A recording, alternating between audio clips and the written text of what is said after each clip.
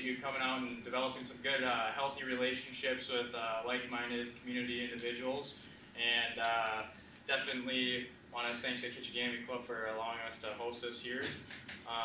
Also, I want to thank the Duluth Experience for sponsoring the event. And if you have any questions about the Duluth Experience or doing some stuff, go ahead and speak with Dave today. Today we're going to have Dr. Rolf Weberg from NRRI. A lot of you have met him. A lot of you guys are friends with him. He's a great man. And Dr. Weberg assumed leadership at the University of Minnesota Duluth's Natural Resources Research Institute in March 2014 after a 25-year industrial career. As director, he is responsible for the operation, integration, and performance of the Institute and its 130 full-time and 40-plus part-time student employees in fulfilling the University of Minnesota's applied research role in natural resource management and economic development as chartered by the Minnesota Legislature in 1983. Today, NRRI is recognized as a model for bridging between the University of Minnesota and state stakeholders to define and develop and deliver research solutions that balance economic development and entrepreneurial spirit to support the natural resource and environment management. Dr. Weberg works to build productive relationships with Institute constituents and include industry, business, agency partners, environmental leaders, and Minnesota communities. Dr. Weberg grew up in Mankato, Minnesota, and attended the University of Minnesota Duluth, where he graduated with a BS degree in chemistry in 1982. He received a PhD in inorganic and, how do you say it? Yep. Smart guy. After 2 postdoctoral appointments, he embarked on a 25-year career in the research and development division of DuPont Company. He left DuPont in 2014 as the global technology manager for DuPont's building and innovation business services division. Definitely want to welcome Dr. Weberg, and thank you for taking your time to join us today.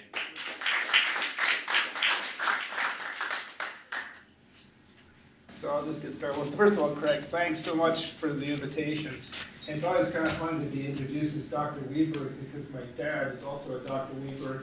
And when he signed in the day after he got his PhD as Dr. Weberg, a woman down the hall in the hotel had a baby and they came to the door and asked him to help. So he never signed that again. So anyway, I'm Rolf. I'm very happy to be here today, particularly to talk about what my career has been looking like. Try to give you an itinerary, talk a little bit about myself, where I've been, why I came here, and what we're doing here, and just have a conversation. I enjoy conversations more than lectures, and so we'll just walk through this and have a fun time together. So what I'd like to do is start with a bit of a game I always call Where's Rolf? It's a way to kind of introduce myself a little bit. But Craig was right, I did grow up in Mankato. My dad was a 3M'er, and he moved to Mankato. He taught at Mankato State, and that's where I grew up. And that's a pretty accurate picture of my backyard as a cornfield, and that actually was my first job. I was a detasseler for the Pioneer Seed Company. You'll see how that comes back into play a little bit later. So after growing up there, I decided maybe after high school I really wanted to go to college. Ended up applying to one school, and that happened to be Duluth. Became a bulldog. And during that time, I built houses for 5 years first a laborer and a carpenter. But I had a chance to play in the building industry. And you'll see how that comes back in a few minutes. So after playing around here in Duluth, I really loved this part of the state. I decided to go to Alaska for a little bit to work with my uncle. I was up there working in the Valdez area, which is the end of the Alaska pipeline, you know. And was there to be in the Gulf working before, during, and after the Exxon Valdez disaster. And got a chance to see how to mitigate that kind of a disaster, how to prevent that kind of disaster. And actually, my uncle was instrumental in working with the oil company to create the Alaska legislation to make sure that they have equipment to take care of spills like that from now on. So got some training there. And eventually, after deciding that maybe after gutting my 100th fish, maybe it's a good idea to go to graduate school, I ended up going to the University of Colorado for my PhD work as an organic biochemist. So that means we look at different ways to model catalysts. So we're looking at catalysts to understand how you digest your hamburger or how we crack petroleum to make gasoline. So some of that kind of work. So background in looking at building models, chemical models for process understanding. So after that, I wandered north to Fort Collins because I wanted to do a postdoc. I was determined to be a professor. Went back into the second postdoc in University of Colorado because I kind of liked Colorado. And then DuPont came and said, you know, son, you should really get a job. So I ran off to Rochester, New York. And in Rochester, New York was in the shadow of Kodak. People remember Kodak. Its shadow its former self now. But the business I joined at the first was making photographic film. Not the kind that you remember in your camera. This film was 3 feet by 8 feet and 3 feet by 4 feet for making printing plates. And so we did a lot of very, very interesting work.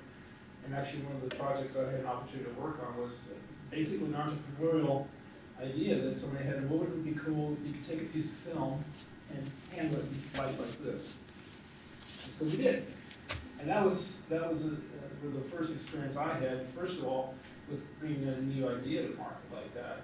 But also with my first customer contact, because the first time we went to try this film out, the individual who was looking at it didn't like it and threw it at us from across the room. That's called customer management. Even though he was mad, he was right. Even though he wasn't following the instructions on how to use the material, he was right. We kept the account of the guy in the film in there. So it was an opportunity to understand how to talk to your customer and listen to what they're telling you. So after about 4 years there, they decided that they really wanted to send me to New Jersey. And I was there for about 2.5 weeks and realized that they honk when the light's red and they don't stop. And decided, well, maybe there's another place to go. So we ended up, my wife and I, going to Brevard, North Carolina. And this is a picture of one of the waterfalls that was a quarter mile upside down in the building. How many people saw the Last of the Mohicans? That waterfall's in it. Most of the film was filmed on the DuPont property. 10,000 acres of virgin forest land, very beautiful place to work. There I started getting into medical X-ray and polymers, and making films that could image disease within about a millisecond and get it in the doctor's hands in 10 seconds. Now I won't get into technology with that, but you can understand that going through a process like that in 10 seconds took some very, very cutting edge technology that I probably couldn't talk about now. Okay? Had an opportunity to do a lot of different things, working with neutron beams at Oak Ridge National Labs, understanding what happens in the millisecond level in that material. So understanding how does the material, when you develop a film, what does it do to the water, and how do you control how that water is impacting the environment. So we had to look at the whole conversation. Well, but we've been there for about 4 years, and we realized that we took our daughter to the doctor, and she walked right up to her and I said, "Mama, look at that Hawaiian!" That's not a 4-syllable word. We're going north. So we went back north. That's a true story. Both my wife and I looked at each other aghast. Oh my God, what's happening? So we ended up going to this little business in DuPont called Corian. I don't know how many of you know much about Corian. It's known as a countertop material. And I worked there for a while. Was able to get entrepreneurial inside the company. Was able to garner support for building a new factory built on some technology I had developed. And we ended up putting about $6 million into this small factory, turned it over, and started making product. A lot of fun, getting out there and selling it. And the DuPont, of course, promptly sold it to somebody else, which then I got to work on something else. All told, over the 10 years, 12 years we were there in Buffalo, got to work on 3 similar things like that. So had an opportunity to build 3 separate pilot plants. which, somewhere between, $2 to $6 million to prove out something and then go do market testing and understand how that works. But the way we did that work was really fully understanding not only the market, not only technology, but the sustainable impact of those products. Because at the end of my tenure, there was an office called the Office of Sustainability. And if you had a product that had anything in it that was on the list, on the European Union, it never got introduced. It didn't matter. You had to take it out. So very, very disciplined in terms of how we formulated products. So after about being there for about 12 years, they decided that I had avoided being a manager long enough, so they decided they were going to make me the global manager of technology, in this case for the Building Innovations business. It started with coin and it blew up to Building Innovations. And Building Innovations is basically any kind of material, polymer, anything you put into a building. You're familiar with coin, we talked about. Tyvek, that high quality siding material you see? It's a joke. It's not a siding material. It's a replacement for tar paper. But there's a lot of other materials that go into a building, such as fireproofing materials, passive solar, a lot of systems that go into buildings that we participated in. In fact, I found myself in the National Hospital, the ER1, which is where all the congressmen go if there's a nuclear hits DC. Got a chance to work in the Twin Towers Memorial with some materials that you need to use in that. So I had an opportunity to go and interact with a lot of things around the world, actually, in terms of building science and understanding how to do these things. In the end, I was in charge of Japan and Korea, China, Turkey, Switzerland. They had good chocolate. I liked that. Christmas. Brazil, Quebec, and of course the United States. So I didn't sleep a whole lot, but it was a lot of fun. So eventually, this place called Duluth there is called, because there was something called NRRI. I wasn't sure, what NRRI was or whether and I wasn't interested. I wasn't looking. So after saying no 3 times, Mike Lawless, who's the former director here, and the crew finally talked me to come and take a look at NRRI. And my wife and I always liked Duluth. We got married here. And let's go take a look. So eventually, I came back, and now I'm here in Duluth. I'm extremely happy about it. I have 2 kids. They're both in college. They're all out of college, which means the bills are paid. My son's in Philadelphia. My daughter's in Atlanta. She went back to that Southern Belle thing. No matter if we went to Buffalo, it didn't work. So I'm a bike fanatic. We'll have to talk sometime. But that's one of my vices. The other vice is I'm a trumpet player, which has my wife absolutely perplexed because she's a violinist, of course. And violinists and trumpet players don't get along. But apparently we broke that rule. So that's a little bit about me, a little bit about what I did in DuPont. But I think as I look at what I tried to bring in the approach to coming to NRI and coming to Duluth in this part of the country, what are some of the things I wanted to bring to the NRI table as I move forward? One is this kind of, there's 2 chains of thought, if you will. One is looking at the approach of engaging all stakeholders. Because one of the things that we were taught with a hammer was if you don't frame the question or frame the challenge properly, you're never going to solve it. So start there. Don't assign a team first. Understand what the problem is. Then attract and retain the best and the brightest and focus on this multidisciplinary team. All of our teams that we had for driving technology, driving product, driving innovation had anybody from HR to sales to R&D to manufacturing. The whole crew was on board. It was going to make that thing successful. So planning for success and driving relationships and delivery. Delivery is one of my favorite words. R&D, that D is also delivery, sometimes forgotten. The other chain of thought is really thinking about safety and environment. At the end of the day, sustainability is good business. This is drilled into us very heavily. Waste is bad business. It's very simple. So the way you can eliminate that, you're better off. But the key issue is resiliency depends on really understanding a technology pipeline and how to apply it. So from that, solid science is a key issue. But also the idea of anticipation is one of my favorite words. One of the things we talk about is let's be anticipatory.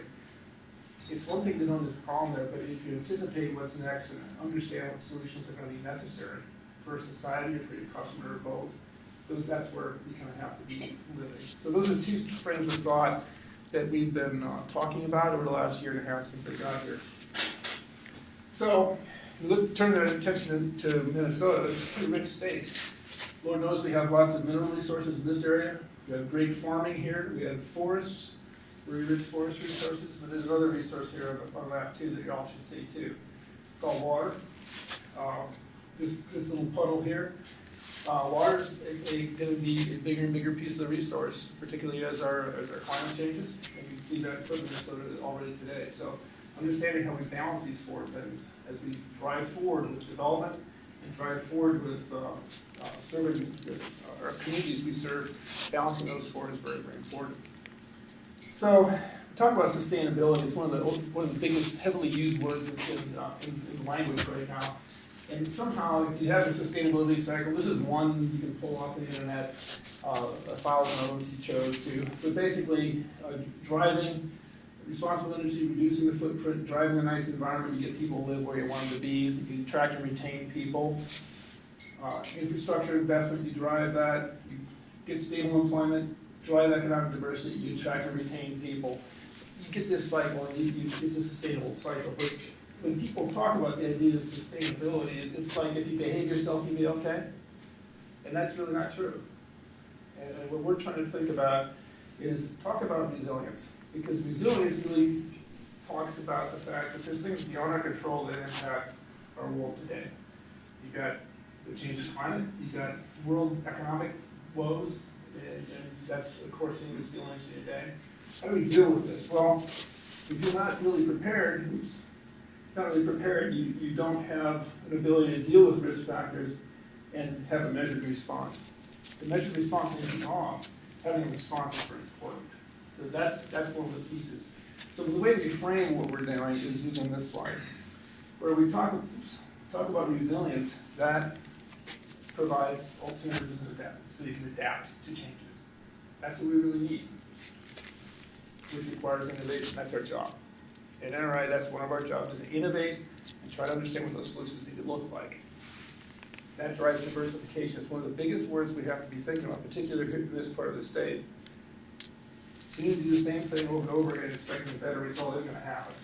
Taconite, we get specific about taconite, the market's going to dry up. A lot of the furnaces are going to electric arc. So we have to be able to participate in that and be more diverse. Taconite will be around a long time. We have to diversify that product mix. As you diversify, this is where you start driving higher value products, another focal point. Staying on the lower end of the value chain doesn't help you win. You know that. Entrepreneurs know that. That attracts investment, helps you attract and retain the best and the brightest, which is what we want to do, and that drives a sustainable growth. So when we talk about resiliency and sustainability, that's how we want to come together and how we're having our conversation with our stakeholders on the state. Okay? So enough of that. I want to talk now and switch over, what is NRRI and how are we looking at the next 30 years? Mike set up the first 30. How do we look at the next 30? And how do we adjust to the conversations we're having today that are much faster, much more detailed, and much more complicated? So the NRRI mission, to start there. This is the charter that was given to the Natural Resources Research Institute. I can say that fast now. It took me a whole year to figure that one out. But it's basically to develop jobs in an environmentally sound manner, using our natural resources. You can word it any other way. But the key point is, when you talk to the legislators that were around at the time, was we need to have jobs for natural resources in an environmentally sound manner. So we started talking about the fact that the environment generates the economy, not the other way around. If there was we didn't have our resources here, the economy would be a lot different, right? Given that, those two support communities. The communities, of course, will reinvest as the economy should. So you get into some kind of a balance that we're referring to as that resilient balance. And we talk about communities, that's jobs. And it's also resilient jobs. Jobs that aren't going to be doing this. How can we make things much more still, if you will. And that leads to the mission statement that we are adopting now. There's a couple words I want to point out here. Number one, that word deliver. I already pre-stated that a little bit. But we also, delivery of solutions. And solutions are really, really important because a solution is a more holistic answer versus an answer, right? If you're looking at solving a problem with a broad team, you can have a more holistic solution versus a simple answer. And what we're trying to drive is if we're going to go solve a problem, we're pulling people out of the lanes group at CED, as well as our engineers and scientists, developing processes coupled with our ecological studies, understanding that whole, how all those things communicate to provide the solution. Finally, the balance between the economy, resources, and communities, and driving again, that means the idea of a resilient community. Okay? So, as we look at that mission statement, we also need to talk about focus. What's really the focus of the group? Well, it's really 4 areas. It's an applied research organization. Let's start with what is that? So there's basic research. How many angels dance on the head of a pin? That's, that everybody likes to joke about that as the definition. Well, our job is to figure out which angel can sing, which one can do something for society. We do basic research that's targeted, but applied research that we're trying to deliver solutions to society. But here's where we play. Sustainable natural resource-based industries, informing environmental management policy. We work very closely with our friends at the agencies, supporting business and entrepreneurial opportunities, and then assisting industry and communities in defining and maintaining their social license, which I'm going to describe in just a moment. It has a regional focus and a global relevance. The reason we put that in there is that, sure, we're focused regionally, but if it doesn't have global relevance, it may not be important enough to work on. The solution may not be in depth enough to really deliver a solution.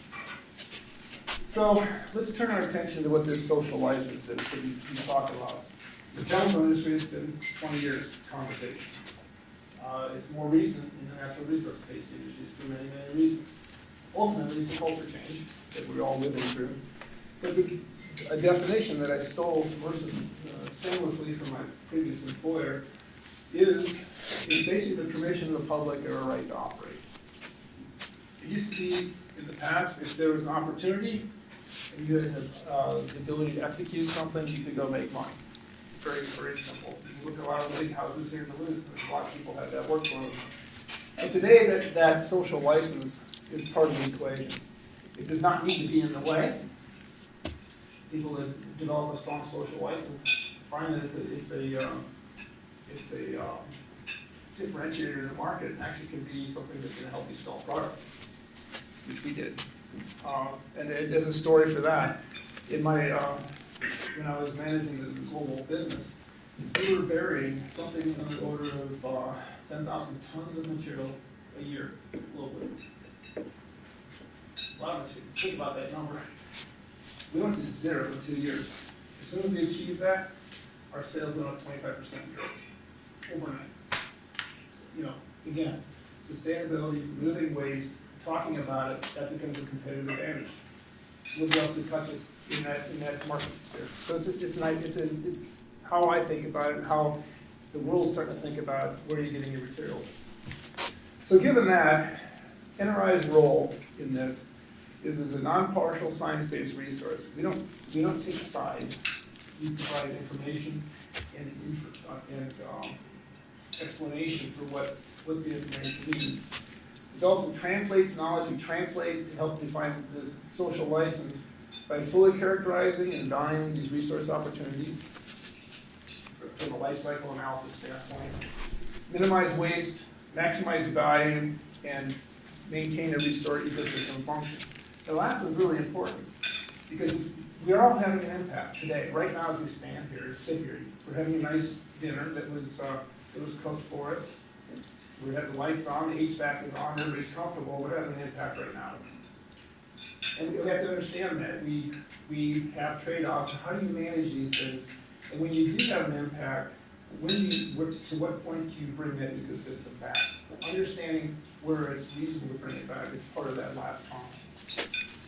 So that's our definition of the social license, but our fundamental, the only thing you walk away from the social license and our role in it is to help business and industry understand the cost, risk, benefit. If you can reduce the risk and barrier to entry and help people do it, pursue their business, pursue their industry in a responsible fashion, that's our job, okay? So I'm going to go talk to this very quickly. We're going to move on to some other things. The NRRI vision, if we're successful doing all these things, this is where we feel we want to be known in the next 2 to 3 years, okay? So we're promoting entrepreneurship, job creation, and economic diversification. And we recognize for that, and resource stewardship for our vital communities. One, we're recognizing people want to come and work with us. We're seeing that pull in right now. We're having improved relationships with our friends down at the Twin Cities campus. In fact, they're calling up here and asking to come up and work with NRRI on a number of projects ranging from mining, water quality, and lumber. We actively engage all the stakeholders, which we do. We're sitting and talking to everybody that has a conversation or a question about how we use natural resources and how we can do it more efficiently. Balanced decisions. We look at balanced decisions, looking at not only what we need today, but how that's going to impact what we do tomorrow. Because if we aren't planning that way, we're making a big mistake. I just moved here from the Love Canal area. And they hear that they just opened up again. Because the kids were having 70% higher leukemia rates than anywhere in the country. These things are serious, and we have to make sure we're making those decisions carefully. Understanding that we're going to be taking risks, some of it, because none of us drove to work today knowing that we'd get there safely. We adjusted as we got there. And we have to be taking calculated risks based on data and science. Finally, we pursue continuous improvement, and we collaborate with people all over the world, which we do. We had people in South Africa and Australia called just last week asking for help in some of the mining activities, as well as how to manage some of their environmental issues. So that's kind of what we're doing, what we want to be. But the best question is, what are you doing? And I think this is one of the places where we're really trying to reach out to the community. We've had 6 or 7 open houses already, talking to our elected officials, talking to our friends in all our stakeholder friends across the state. What do you do? In fact, I like to tell the story. When I first got here, I sat down with Mayor Ness, and we sat down and had a very nice conversation for about half an hour. And we were getting up to leave, and he said, I really appreciate you coming down. We're so happy to have NRRI here. It's just a real benefit to the city, et cetera, et cetera. But what do you do? That rang a bell. So we need to be able to communicate a little bit differently. What is it we do? So what we've turned to is what I'm referring to is the integrated project portfolio. And Elaine has had a lot to do with how we've been putting it together with the rest of the leadership at NRRI. So if you look at the Senate Core, we're a research organization. We are not an academic unit. Our academic colleagues doing the basic research are doing that in the summers with their students. We're doing it every day. So we're fully dedicated to research. Second, it's applied research with basic research as needed. But we draw on a big engine called the University of Minnesota that has a huge amount of basic research, as well as our industrial partners. We play in land, water, and air, and right there, inform and deliver is our job. Okay? So we radiate in 6 directions here. Where do we hit? What do you expect from NRRI? What should you expect? And that's it. Now the fun thing about these 6 strategic focus areas is that you can't really talk about one without talking about at least 3 or 4 others. Let's take mining, for example. Mining is something we'll depend on heavily every day of our lives. You can't talk about that without water, because at 20,000 gallons a minute, that's a rather large number. You have to be understanding what the impact of water is. It's also the most energy-intensive thing humankind does. I have to talk about energy. You talk about those things, you're understanding how the impact might look on forestry, and how that impacts wood utilization. And of course, there's a lot of money involved. So you kind of go around the whole wheel here. So this is where we're talking about this integrated project portfolio, where we have a core, driving out and putting the right people, solving problems in those 6 areas. Those are our strategic delivery points, and this is how we're conversing about what we do. This is an eye chart, and you won't be required to memorize it, but it gives you a bit of a feel for the depth of projects that are being delivered today at NRRI. I'll just highlight a couple of interesting ones that you might be interested in.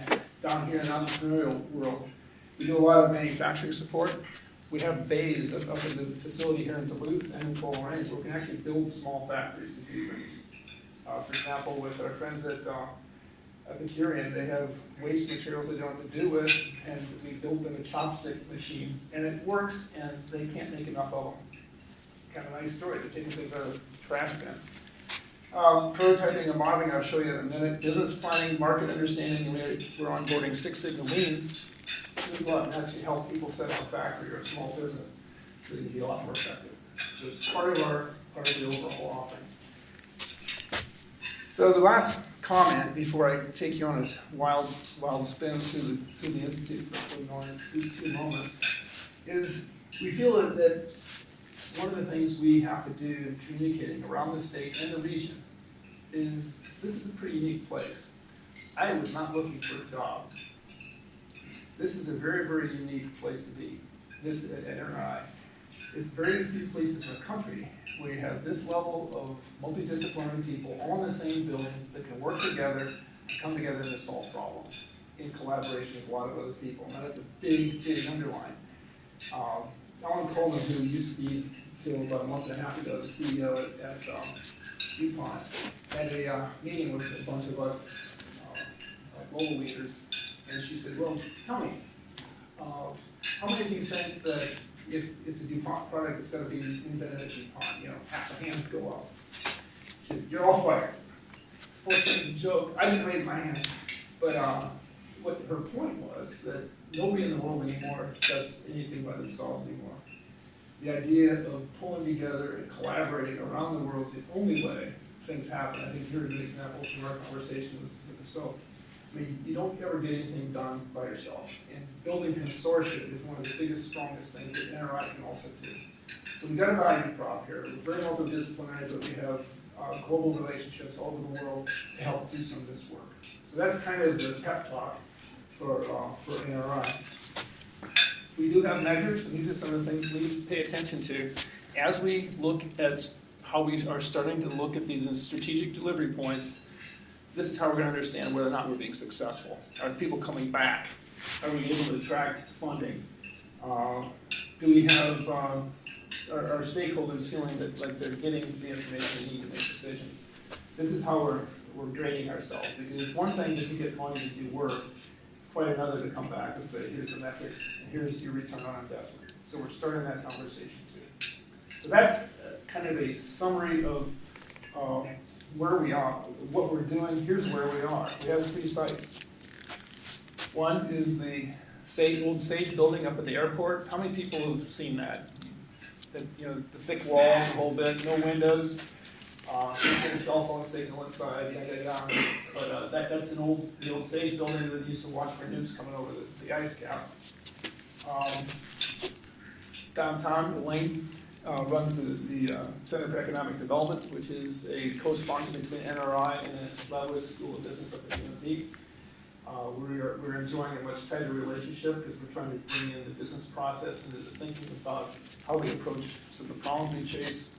And of course, our Coleraine laboratory, which is now a mineral laboratory and a renewable energy laboratory.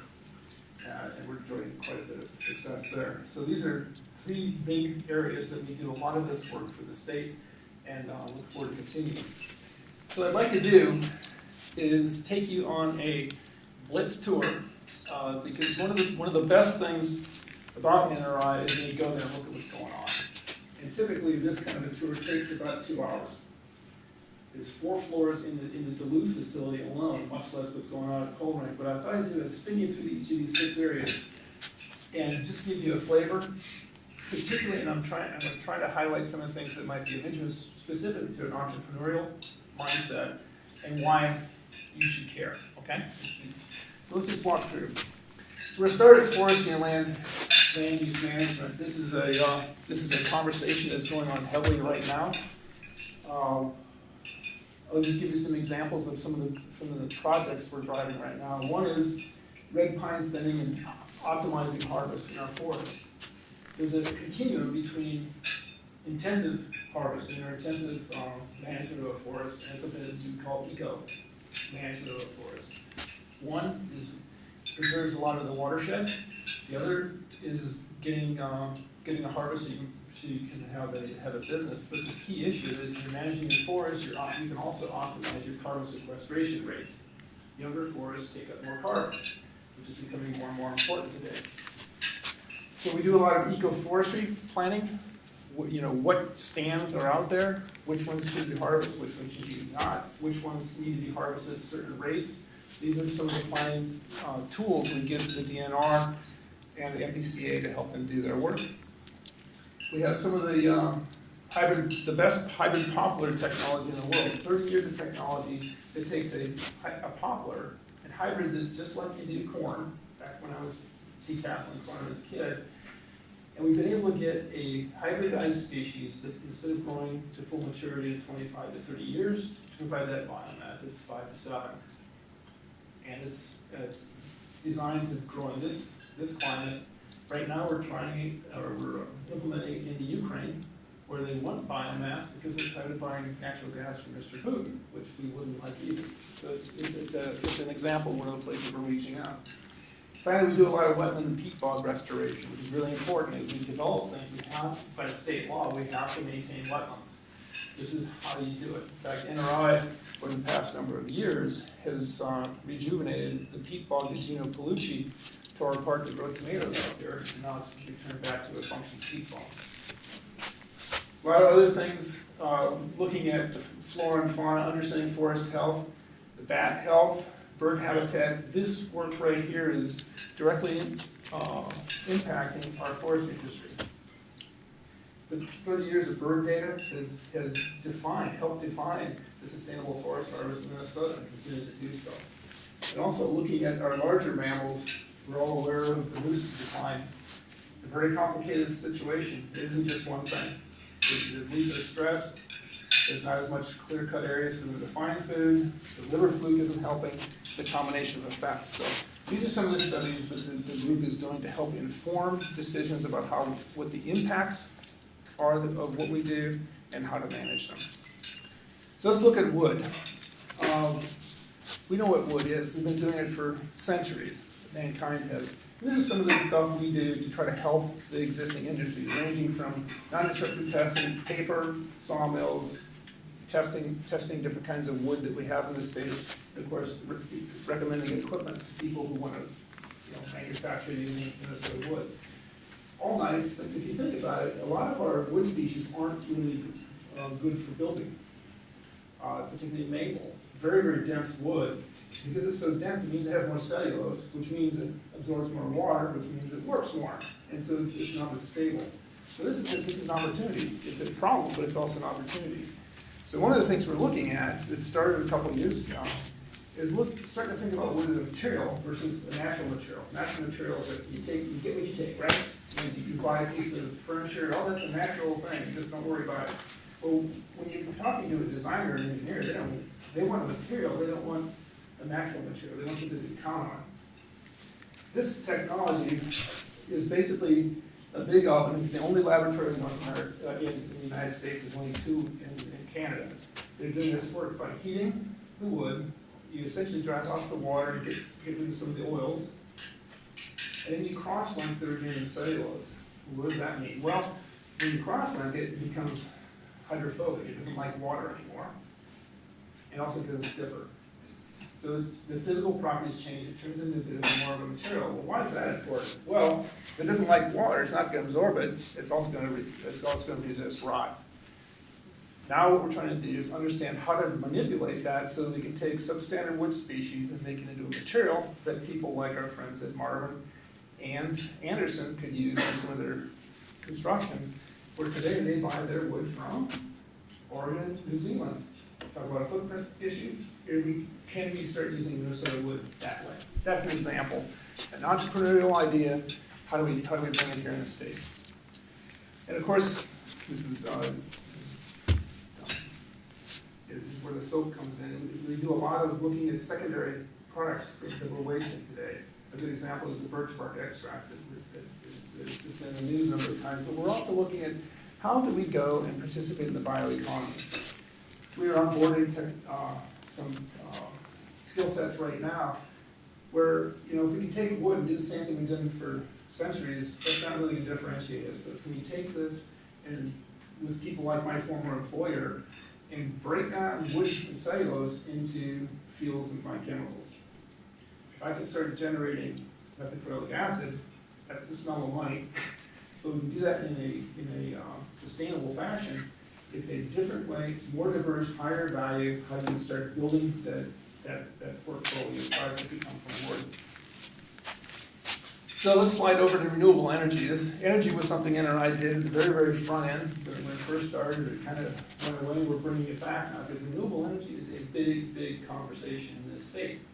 I've been fortunate to be part of the Minnesota Delegation to Germany for the past 2 years, going and looking at the Energiewende, which just means energy transformation in Germany, going from fossil fuel-based economy to renewable energy.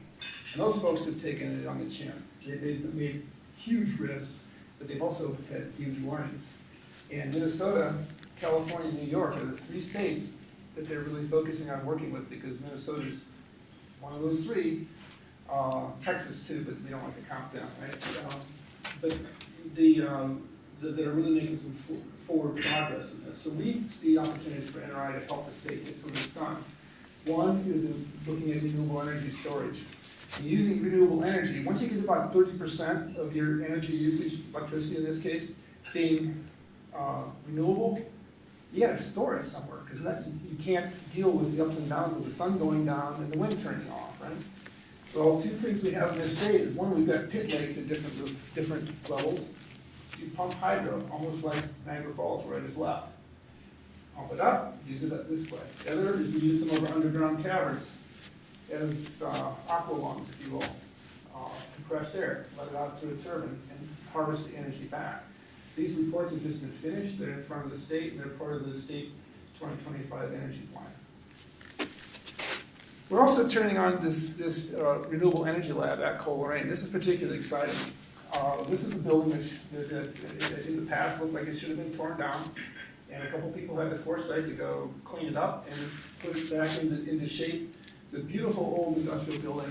It actually used to repair locomotives for U.S. Steel back in the day. What we've got here, we've got a number of processes, and I'm going to talk about it at a very, very high level. If you take wood or wood chips, remembering that at a sawmill, how much percent of the tree is waste? 60. Up to 60% of the tree is waste. You know, the branches, the sawdust, the bark, all that stuff. Pardon me? Is it 60% of the weight, or is it 60% of the volume? 60% of the mass. So we take this and you chip it all down into small pieces. What we do today is we either bury it or we burn it green. But if there's another way to deal with this stuff, and if you think about it, it's almost what we do with mining as well. This torrefaction is basically roasting it like you would a coffee bean. Okay? Similar when we roasted the wood to make it more durable, this takes it one step further. So you make it into a biochar. In essence, you're taking this mass of material, making it lighter, but you're concentrating the energy per unit mass. In essence, what you've done is you've created something that has about 95% BTU content of hard coal, but it comes from a renewable resource called wood. So that's the torrefaction. We're also looking at this other HTC technology where you can take wet material, like cattails or corn, before you let it dry out. Do the same kind of treatment, but then you get a very, very rich energy soup, if you will, that you can combine with the torrefied material for another fuel. These 2 are important because we're going to be engaging with Minnesota Power as well as North Carolina and now Oregon are looking at how do we take these materials and can we prove that you can put them into a power plant. Now in order to do that, that's a pilot, right? You have to have more than 2 pounds. This is going to be able to process, this facility will be able to process 12 tons a day from the sawmills. So we're going to be able to do a 500-ton test run next year at Minnesota Power and start looking at reducing their use of coal. Well, why is that important? Well, one, if you're using some of the coal they're using, they're going to be able to meet EPA guidelines. And you're using less coal.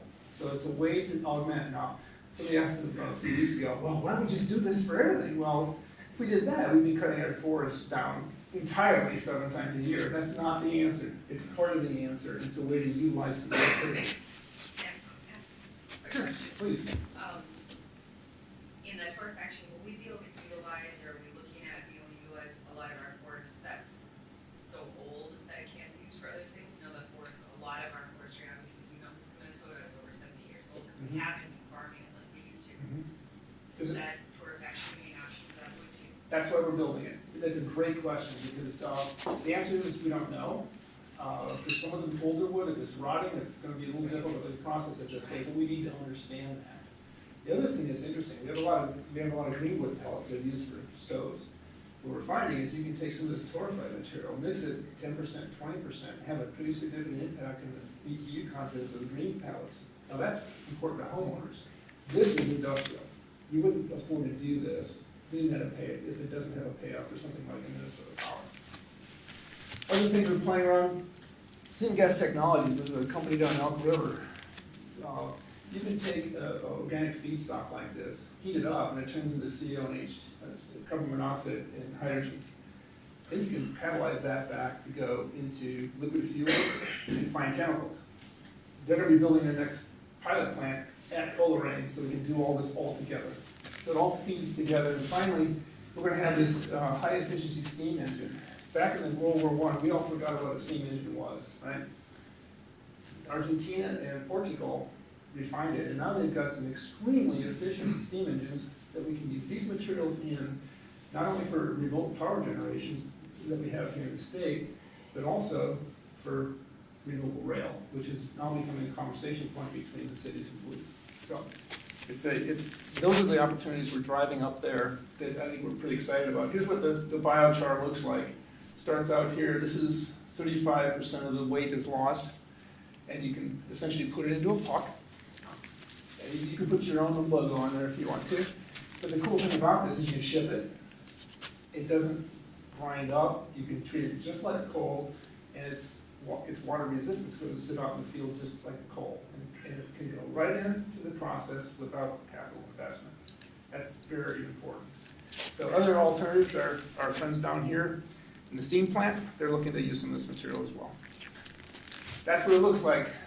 It's the size of a train engine. This is a big piece of equipment, and we'll be turning that on in January.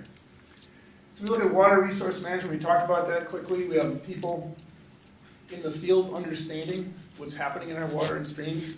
These guys, these invertebrates, are extremely sensitive, we know. So if we see initiation of impairment of the water, we'll understand it, and we'll understand what kinds of things are happening there. Amphibians are another canary in the coal mine, for example. Understanding fish populations, and one of my favorites is paleolimnology. Gets it rolls off your tongue. It's basically looking at mud and finding out the layers in the mud, because by looking at that, you can understand what the environment was like 10, 20, 100, 200 years ago. But that's interesting, but so what?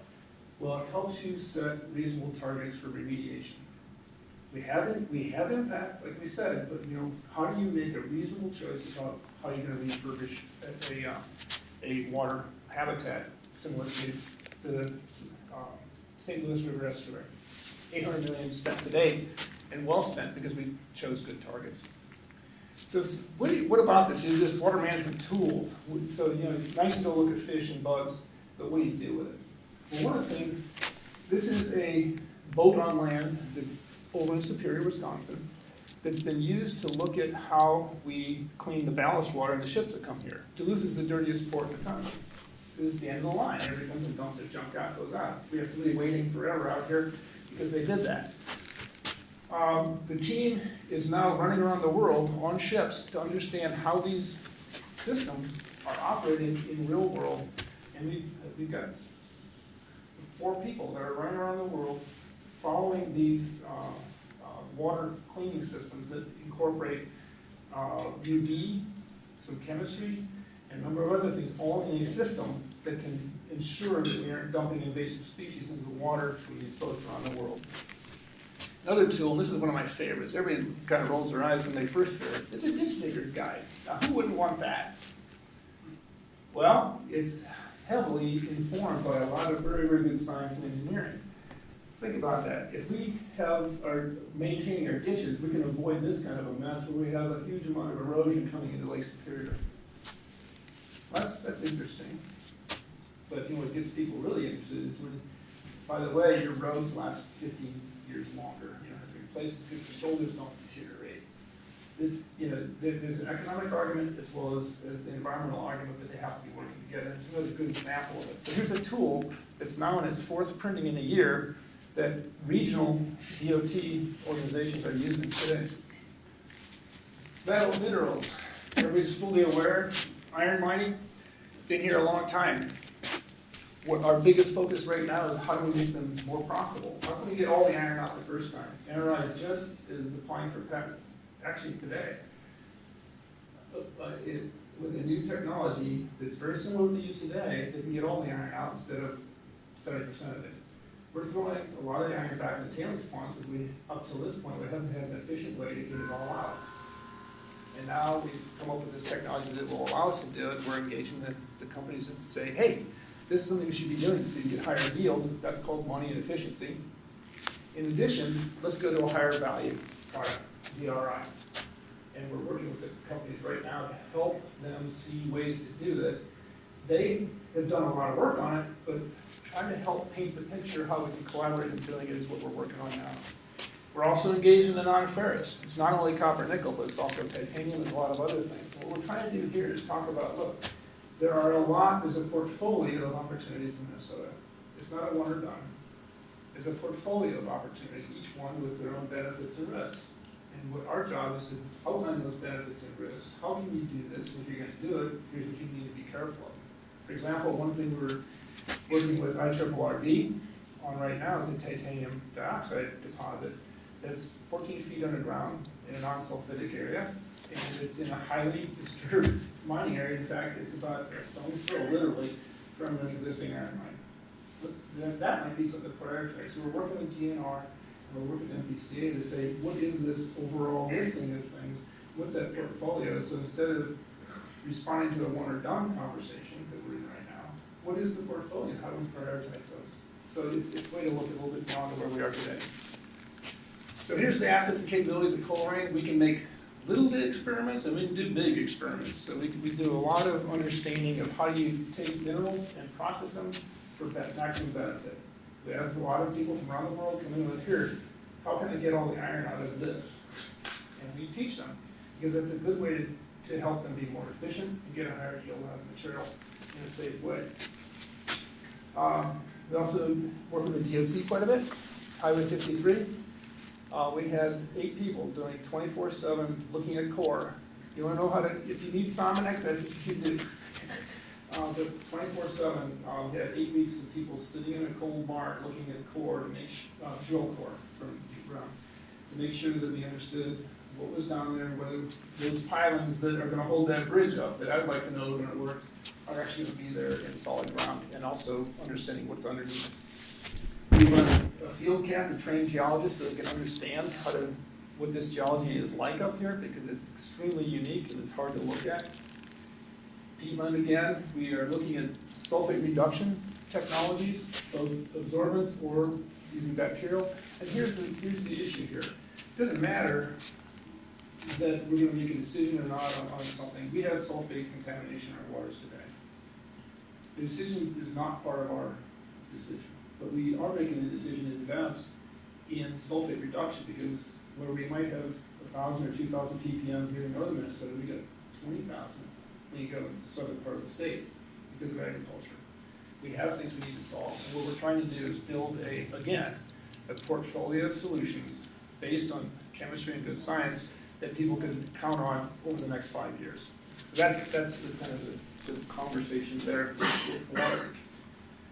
We also look at secondary material. We work with the harbor sediments for repurposing the lands up in the mines. And this is a picture of one of my favorite states, Alaska.